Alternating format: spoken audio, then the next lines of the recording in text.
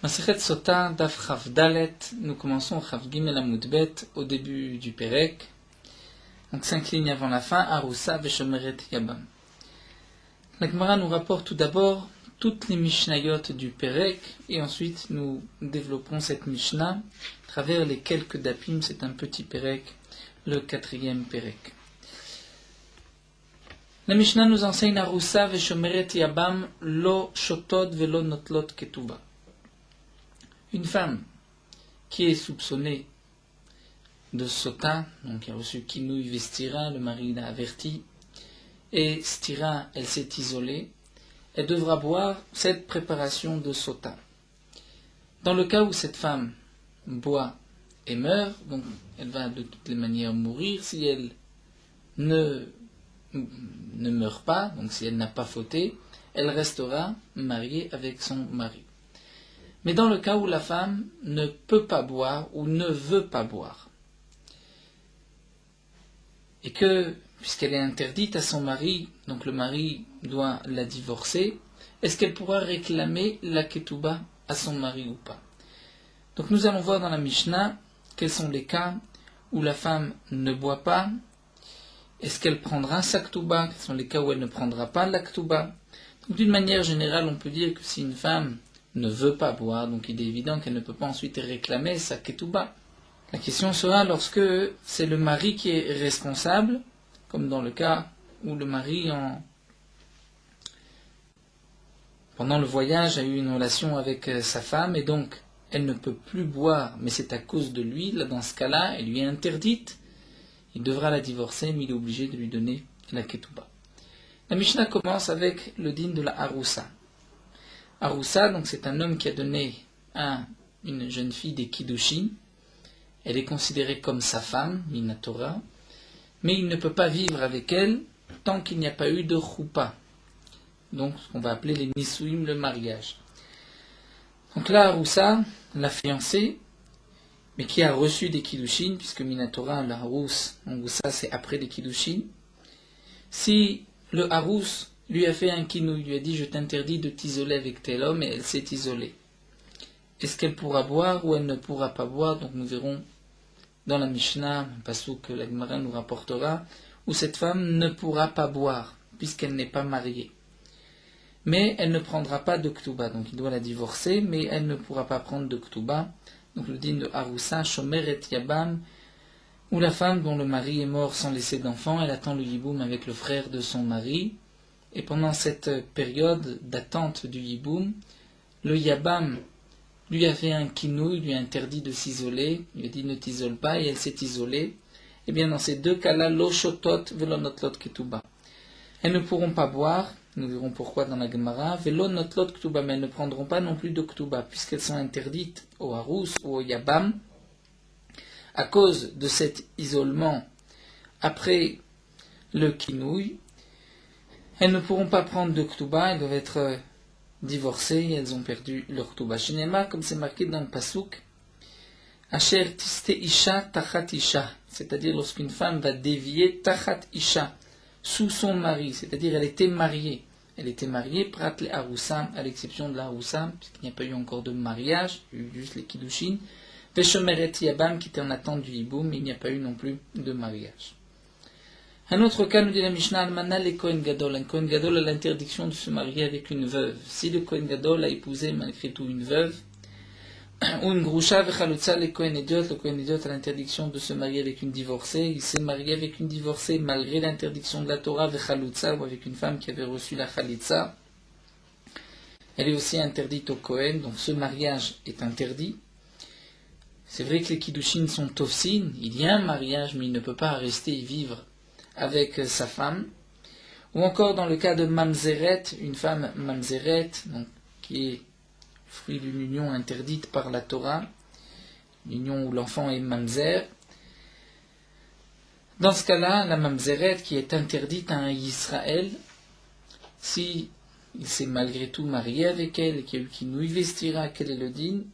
Ou encore Netina, les Israël Netina c'était un peuple des Givonim, donc une Netina de ce peuple que David Ameler avait interdit tout mariage avec les Givonim, ou Bat Israël et Mamzer, si c'est le contraire, c'est une fille d'Israël mariée à un Mamzer ou un Natin, et dans ces cas-là, lo shotot velo notlot ktuba, ils ne pourront pas boire. Pourquoi ils ne pourront pas boire, nous rappelle Rashi, puisque la paracha nous parle d'une femme qui peut rester vivre avec son mari et qui doit boire, mais ces femmes-là ne peuvent pas vivre avec leur mari, elles sont interdites. Donc dans ce cas-là, il n'y a pas de din de sota de boire, et donc puisque le mari doit divorcer, velo notlot ktuba, ils ne prendront pas non plus de ketuba.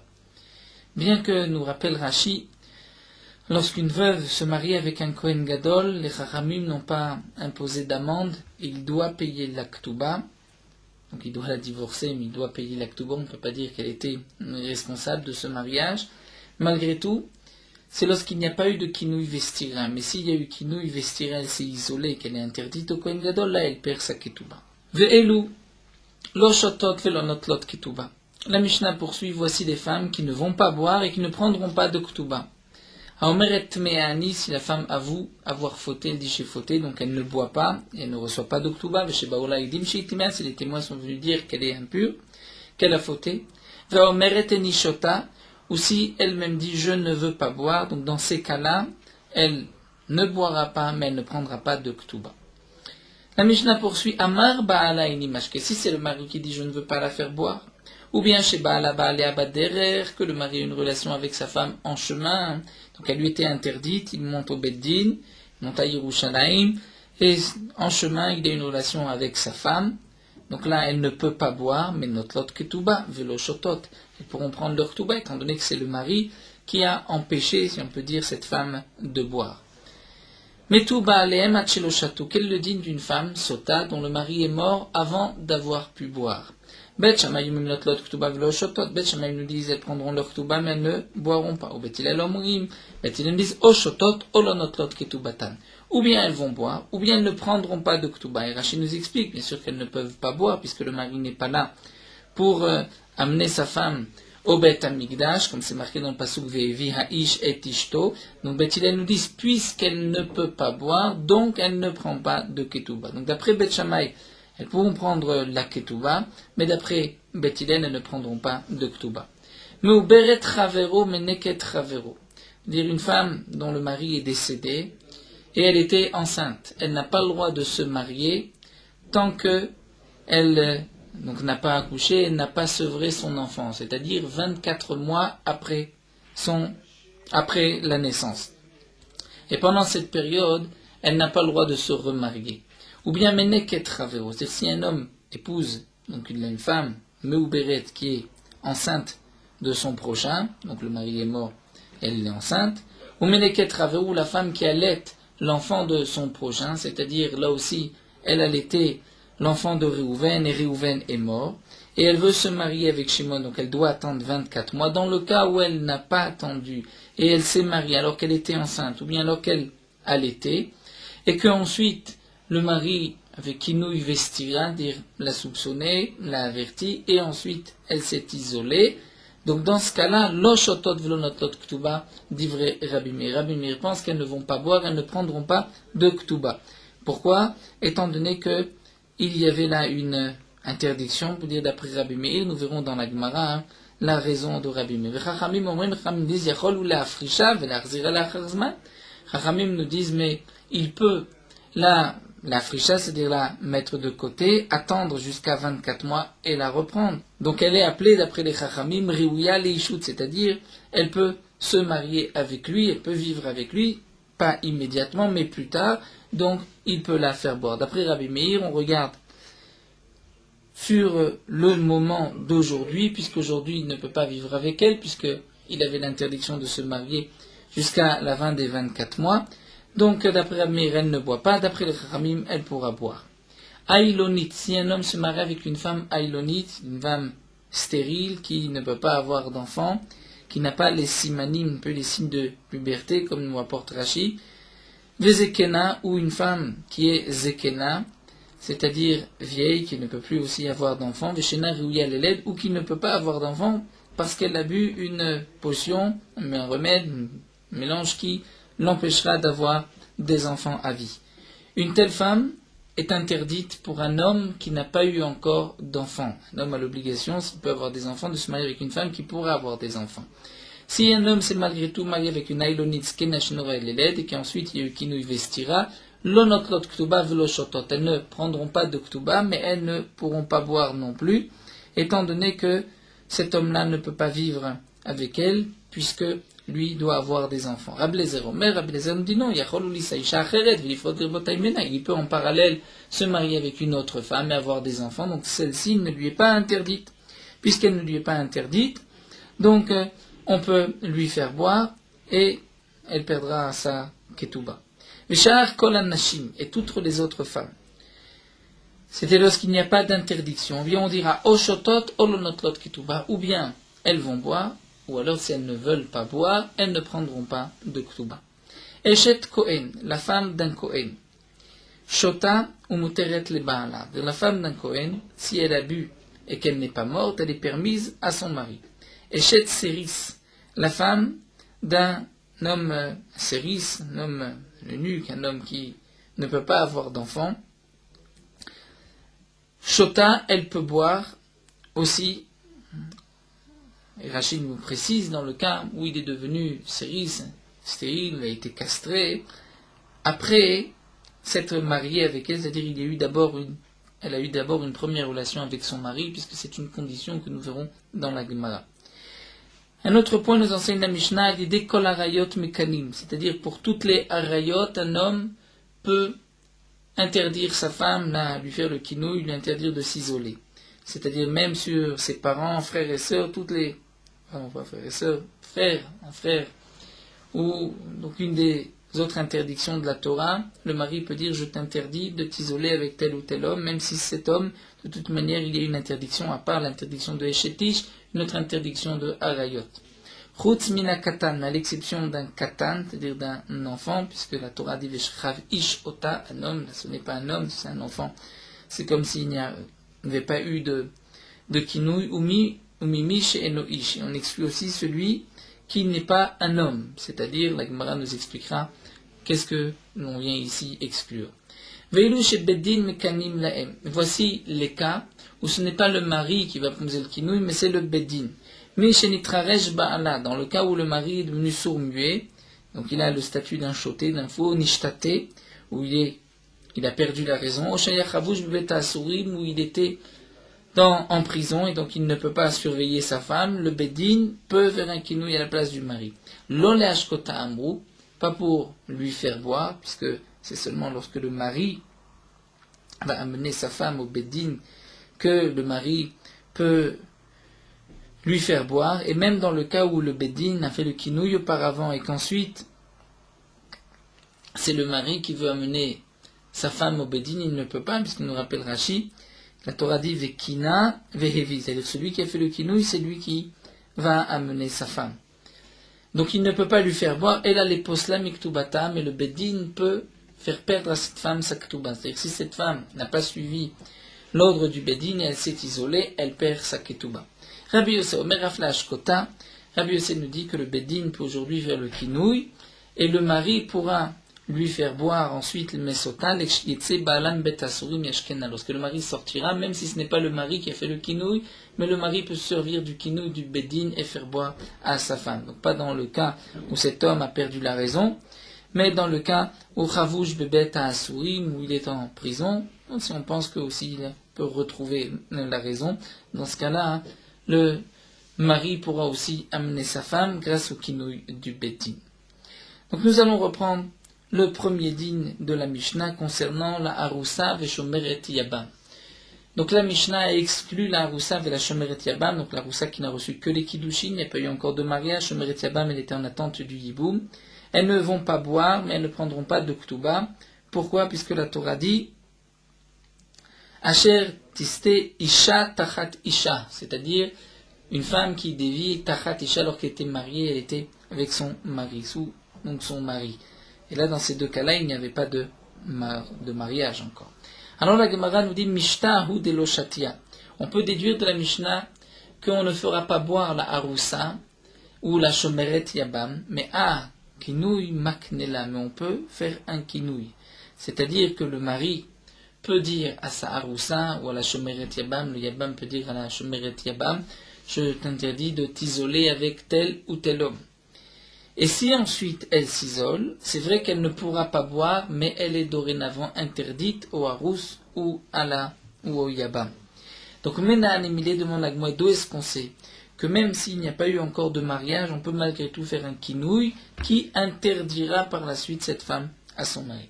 Tetanou Rabbanan, nous avons une braïta. C'est marqué Daber el Bene Israël. Au début de la paracha de Sota, Daber el Bene Israël parle aux enfants d'Israël, va Marta alehem, et tu leur diras. La Gemara ici d'Oreshet, ce Kefel Lachon, la Torah, se répète, Daber parle au Bene Israël, va Martalem, tu leur diras. Si tu parles au Bene Israël, c'est que tu leur diras, va Martalem. Pourquoi la Torah répète va Martalem? Les rabot, Aroussa et Shomeret Yabam. Dans ce passouk, on vient inclure la Aroussa et le Shomeret Yabam, les kinouïs. C'est-à-dire que ce passouk vient nous dire que la Aroussa et la Shomeret Yabam, le mari, même s'il ne peut pas leur faire boire, mais il peut faire un kinouï, c'est-à-dire les avertir, et ensuite, si elles s'isolent, elles lui seront interdites.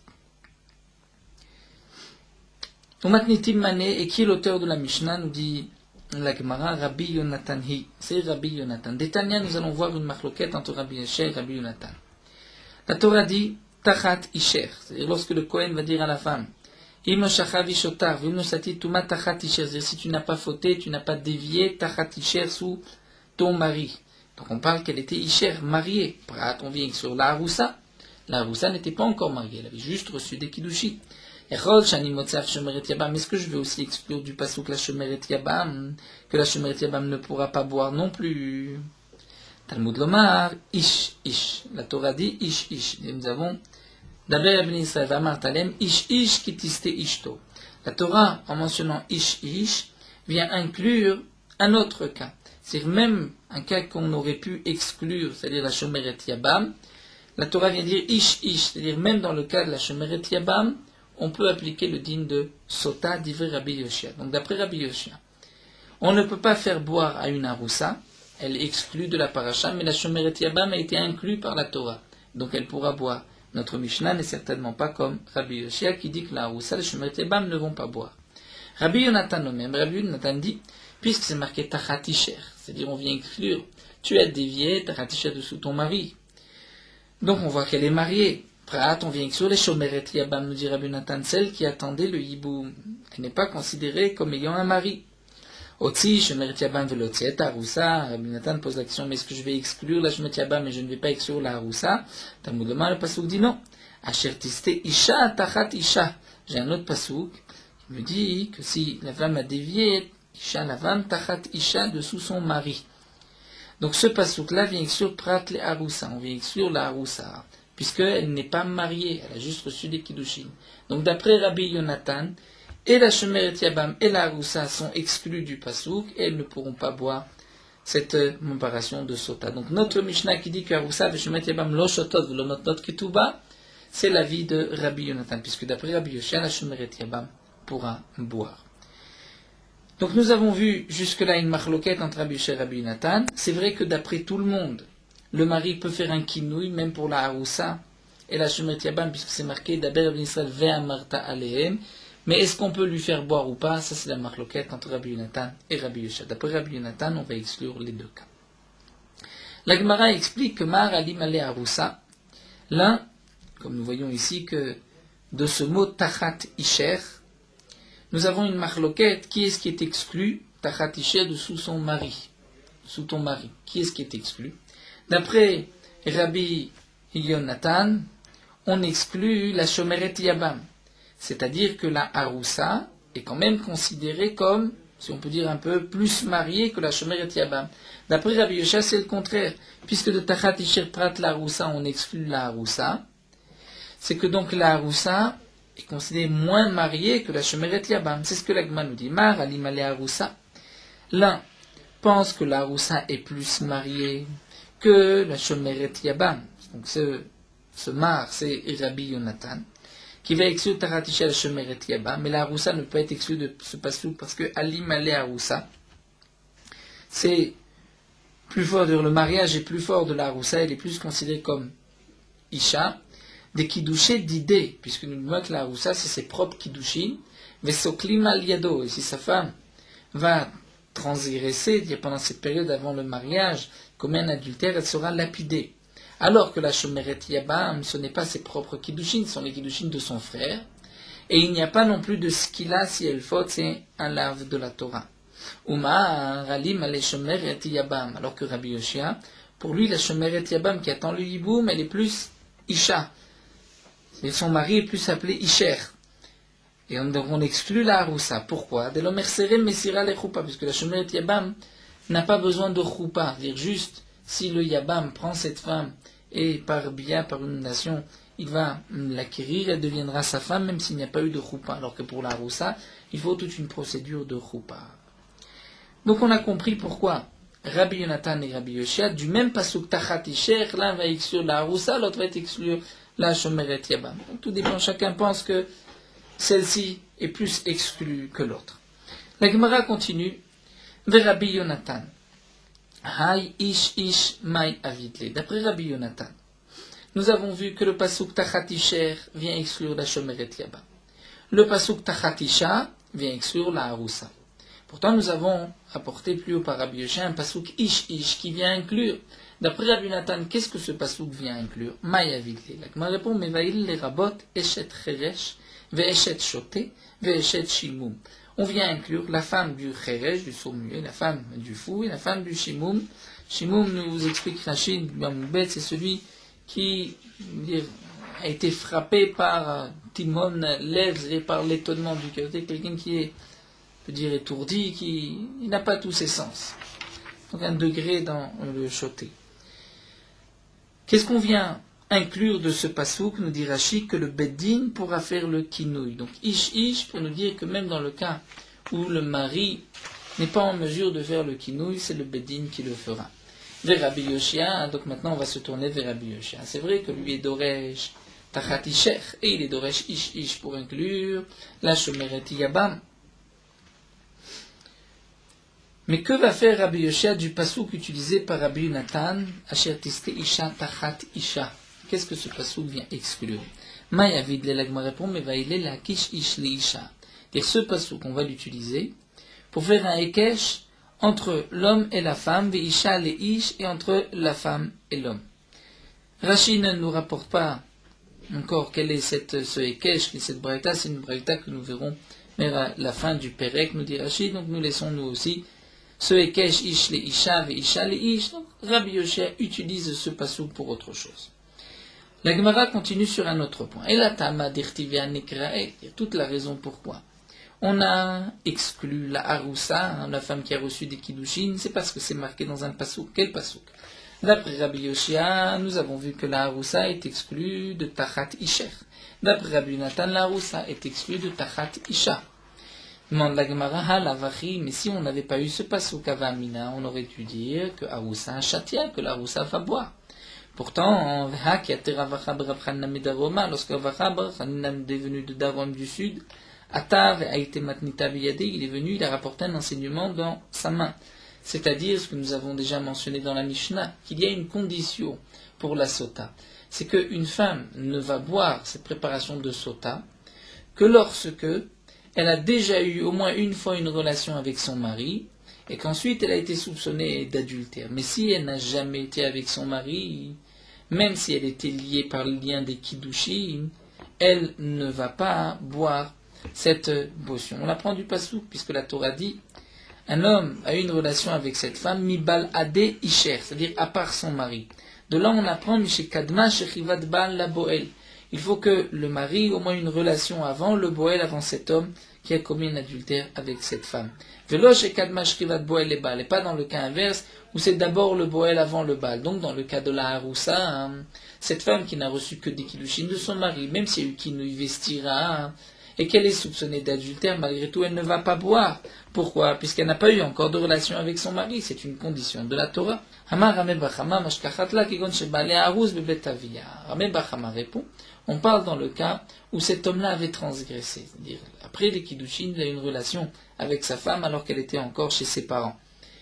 On ne parle pas du cas où il n'y a pas eu de bia, puisque dans ce cas-là, c'est vrai qu'elle ne va pas boire, mais on parle dans le cas où cet homme n'a pas attendu la choupa, il a transgressé cette interdiction, Midera Banan, puisque Minatora, après les Kiddushin, c'est sa femme, et malgré tout, les Khamim ont dit d'attendre la choupa, cet homme a transgressé, n'a pas attendu, donc il manque quand même la choupa, mais par rapport au din de Sota, elle pourra donc boire. Mais la Gemara s'étonne, d'ici c'est ainsi, nous allons avoir un petit problème concernant la Shomeret Yabam. Dirvate, les grandes correspondances, Gam et Shomeret Yabam. Qu'est-ce qu'on va dire? Puisque la Shomeret Yabam, on a voulu l'exclure d'un pasouk, ou au contraire, on a voulu l'inclure d'un pasouk d'après Rabbi Yoshia. Comment va-t-on inclure la Shomeret Yabam? Après tout, la Shomeret Yabam n'a pas eu de relation avec le Yabam. Et puisqu'elle n'a pas eu de relation avec le Yabam, donc le Yabam ne peut pas lui faire boire. Et si on dit que le Yabam a une relation avec elle, alors dans le Yiboum, puisqu'il n'y a pas de Choupa, c'est juste la relation. Donc ce n'est plus une Shomeret Yabam, c'est déjà sa femme, il y a eu un Kinyan. Donc on ne pourra pas répondre la même chose, c'est ce que l'Agma demande maintenant, dire Vategame Shomeret Yabam. En correspondance à propos du Shomeret Yabam, Kigon Sheba la Yabam Bet Ramia, on dira que le Yabam, une relation avec cette femme Bet Ramia, parce qu'elle était chez son beau-père. Mais Shomeret Yabam Karitla, est-ce que tu vas l'appeler Shomeret Yabam? Ishtomal Yetahi, il l'a acquise par cette bia. Donc c'est sa femme, ce n'est plus Shomeret Yabam, de Amarav, Kanalakol, puisque Rav a dit que si un homme a une relation avec la Shomeret Yabam, il a été connu Lakol, c'est-à-dire pour tous les dinim de la Torah, elle est considérée comme sa femme. Que ce soit une relation, nous dit Rashi, Beshogeg, Bemezid, même Biznout, donc Kana, il y a un Kinyan. Et d'après Rav, c'est entièrement sa femme, c'est-à-dire que s'il est Kohen, elle pourra manger de la terouma, si elle meurt, il va hériter de ses biens, et si elle meurt, il pourra se rendre impur pour elle, il pourra lui faire boire, il doit lui donner un guet, il n'y a plus de Khalitza d'après Rav. Donc d'après Rav, demande la Gemara, comment va-t-on expliquer la Shomeret Yabam? La Gemara répond Keshmuel, c'est-à-dire le passou qui a été rapporté pour exclure, on va l'expliquer d'après Shmuel. Et d'après Shmuel, le pasouk rapporté pour exclure la Shomeret Yabam, c'est-à-dire le pasouk rapporté par Rabbi Yonatan, ne s'explique que d'après Shmuel, qui a dit Lo kana ela ledvarim amurim beparasha. Shmuel a dit que s'il y a une bia, il n'a été connu que par rapport aux dinim qui sont marqués dans la paracha, c'est-à-dire il pourra hériter des biens de son frère, et dorénavant il devra lui donner un guet. Mais on ne la considère pas encore comme véritablement sa femme. Et donc, si c'est ainsi, d'après Shmuel, elle n'est pas encore sa femme, bien qu'il y a eu une bia de Znout. Et donc, d'après Shmuel, on comprend pourquoi la Torah va l'exclure. Si c'est ainsi, nous dit la Gemara, Iachi, cela voudrait dire que Rav ne peut pas penser comme Rabbi Yonatan, puisque Rav ne peut pas l'exclure. La Shomeret Yabam, puisque de toutes les manières, elle ne boit pas. Donc, les Marav d'Amar et Rabbi Yoshia. Donc, on est obligé de dire que Rav pense comme Rabbi Yoshia. Et c'est donc pour cela que Rav a dit que la Shomeret Yabam va boire. Veshmuel d'Amar et Rabbi Yonatan. Et Shmuel, lui, ne peut s'expliquer que d'après Rabbi Yonatan, puisque Shmuel pense que la Shomeret Yabam peut théoriquement boire. Donc, il peut y avoir un cas où il y a eu une relation avant. Et d'après Rabbi Yonatan, donc elle est exclue, donc on pourrait peut-être dire que c'est une marloquette Rav et Shmuel sur Rabbi Yoshia et Rabbi Yonatan. L'Agma répond que non. Rav peut s'expliquer d'après les deux et Shmuel d'après les deux. Amar lecha Rav va te dire Ana de Amri afilu Rabbi Yonatan. Moi, je peux m'expliquer même d'après Rabbi Yonatan. C'est bien que je pense que lorsque le Yabam a une relation avec la Shomeret Yabam, il l'a acquise. Elle est considérée comme sa femme à part entière. Malgré tout, Rabbi Yonatan va l'exclure du pasouk. Pourquoi? Au contraire, je t'apporte une preuve de là, puisque j'ai besoin d'un pasouk pour l'exclure. C'est que sans ce pasouk, elle aurait dû boire. Pourquoi? Parce qu'elle est considérée comme sa femme. Donc Rav vient dire, moi je peux m'expliquer même d'après Rabbi Yonatan, donc à plus forte raison d'après Rabbi Yoshia. Donc lui, Rabbi Yoshia, a besoin d'un ribouille. Pourquoi d'après Rav? Puisque d'après Rav, c'est considéré comme sa femme à part entière. Pourquoi j'ai besoin de ce ribouille? Rashi nous explique, c'est vrai que je n'en ai pas besoin, c'est juste une allusion à Smarta Be'alma, une petite preuve du Passouk. Et le pasouk vient en vérité nous apprendre les chetreresh veshoté comme l'Agma l'a dit d'après Rabbi Yonatan. Donc Rashi jongle entre Rabbi Yonatan et Rabbi Yoshia. Donc une chose, mais sûre d'après Rav, comme conclut l'Agmara, c'est que d'après Rav peut s'expliquer d'après Rabbi Yonatan et d'après Rabbi Yoshia. Rav pense que lorsque le Shomeret Yabam a une relation avec le Yabam, s'il n'y a pas eu de relation, on ne peut pas parler de sota, de boire, puisque comme nous l'avons vu, il y a un pasouk qui exclut Mibalade Isher, c'est seulement si le mari a déjà eu une relation. Donc on parle qu'il y a une relation. D'après Rav, lorsqu'il y a eu une relation, elle est sa femme à part entière. Donc Rabbi Yonatan vient nous dire que malgré tout, la Torah l'a exclu. Et d'après Rabbi Yoshia, la Torah ne l'exclut pas. C'est vrai qu'on n'a pas besoin non plus de pasouk pour inclure, c'est sa femme. Donc le pasouk sera utilisé pour autre chose. Et Shmuel Amar, et Shmuel va dire, Hanad Amre a fait le Rabbi Yoshia. Shmuel dit, moi je peux m'expliquer, même d'après Rabbi Yoshia. C'est-à-dire Shmuel qui pense que s'il y a une relation, elle n'est pas considérée comme sa femme à part entière. Donc c'est vrai qu'on peut comprendre facilement Shmuel d'après Rabbi Yonatan, qui a dit qu'elle ne boit pas. Pourquoi elle ne boit pas? Parce que ce n'est pas sa femme. Alors pourquoi ai-je besoin d'un pasouk? Là aussi, Rachid nous dit, je n'ai pas vraiment besoin d'un pasouk, puisque ce n'est pas sa femme d'après Shmuel. Donc c'est pour le pasouk qui est utilisé par Rabbi Yonatan, ça sera la kish isha leish, comme la Gemara l'avait dit plus haut. Mais le chidouche, c'est que Shmuel peut penser même d'après Rabbi Yoshia. Anad Amra fait le Rabbi Yoshia. C'est-à-dire que d'après Shmuel, cette femme n'est pas à part entière sa femme, mais Rabbi Yoshia dit qu'elle va quand même boire. Donc au contraire, nous dit Shmuel, puisque d'après Rabbi Yoshia, j'ai besoin d'un pasouk pour l'inclure, c'est qu'en vérité, elle n'est pas comme sa femme. Si elle était sa femme, la Torah n'avait même pas besoin de l'inclure. Donc si la Torah l'inclut, c'est au contraire parce que ce n'est pas sa femme et que la Torah vient dire, mais malgré tout, c'est ce que pense Rabbi Yoshia, elle devra boire. Donc la Gemara maintient, Rav ou Shmuel peuvent s'expliquer d'après Rabbi Nathan ou d'après Rabbi Yoshia. Donc nous avons vu quand même une marloquette importante entre Rabbi Yonatan et Rabbi Yoshia. Est-ce qu'une Aroussa et une Shomeret Yabam vont pouvoir boire ou pas? D'après Rabbi Yonatan, les deux sont exclus, elles ne pourront pas boire. D'après Rabbi Yoshia, la Aroussa ne pourra pas boire, mais la Shomeret Yabam pourra boire. Dans tous les cas, le mari pourra faire un kinouï, c'est-à-dire le Harous ou le Yabam pourront faire un kinouï, comme nous l'avons appris du Passouk, d'Aber Ibn Israël ve Amarta Alehem. Mais il y a aussi une condition, si on veut faire boire la Haroussa ou la Shomeret Yabam, c'est qu'il y ait eu auparavant une relation avec le Yabam ou avec le Harous, une relation Beissour, qui était les Shemznout. Mais malgré tout, d'après Rabbi Yonatan, dans les deux cas, on ne fera pas boire, et d'après Rabbi Yoshia, dans le cas de la Shomeret Yabam, elle pourra boire. Nous allons nous arrêter ici, et il est où on prendra avec un nouveau dame d'autres sujets. Et nous terminons avec Meorot Halacha, Daf Chaf Dalet. Nous allons pour les dapim qui suivent nous pencher sur la mitzvah du Kriyat Shema. Donc en guise d'introduction, la Torah nous a ordonné de lire le Kriyat Shema 2 fois par jour, une fois le soir, une fois le matin, comme c'est marqué dans le passouk du Shema, Uve Shorbecha, Uve Kumecha.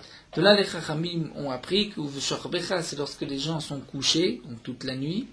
Et Uvkumecha, c'est lorsque les gens se lèvent, donc le matin, jusqu'à la 3e heure, comme nous verrons. Dans le Kriyat Shema que nous lisons, il y a 3 parachiotes. La paracha de Shema et de Ve'ahavta, qui est une seule paracha, Ve'ayim Shamwa, et la paracha de Vayomer des Tzitzit. La raison pour laquelle les Chachamim nous ont fixé de lire dans cet ordre-là, c'est que dans le paracha de Shema, il y a l'ordre de l'unité d'Akadosh Baruch Hu, de l'aimer et d'étudier la Torah. Donc ces sujets-là sont des sujets essentiels sur quoi tout repose. Donc c'est pour cela qu'on commence par Shema et Ve'ahavta. Ensuite on ira Ve'ayim Shamwa puisqu'il y a l'obligation des autres mitzvot. Et ensuite la paracha des Tzitzit puisqu'il y a aussi le souvenir de toutes les mitzvot où sera rajouté et toutes les mitzvot Hashem. Après avoir dit le premier pasuk Shema Yisraël, on dira Baruch Shem Kevod Malchuto Leolam Va'ed. Bien que ce pasuk n'est pas marqué dans la Torah dans Parashat Vaïtranan entre Shema et Ve'ahavta. Mais la Gemara nous explique dans Masechet Psachim que lorsque Yaakov Avinu a appelé ses enfants avant son décès, il a voulu dévoiler la fin des temps.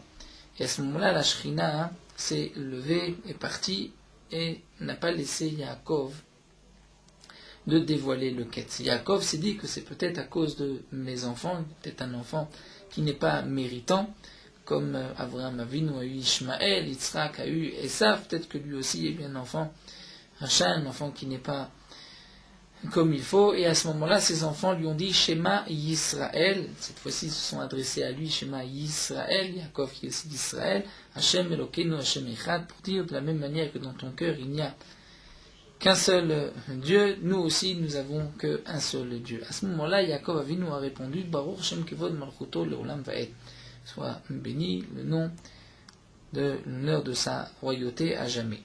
Les Chachamim se sont posé la question comment faire, dire Baruch Hashem Kevod Malchuto Leolam Vaed, Moshe Rabbeinu ne l'a pas marqué dans la Torah, ne pas le dire, mais Yaakov Avinu l'a dit. C'est pour cela que les Chachamim ont institué de le dire à voix basse. Donc pour montrer que ça ne fait pas partie du Kriyat Shema, mais on le dit malgré tout, puisque Yaakov l'a dit.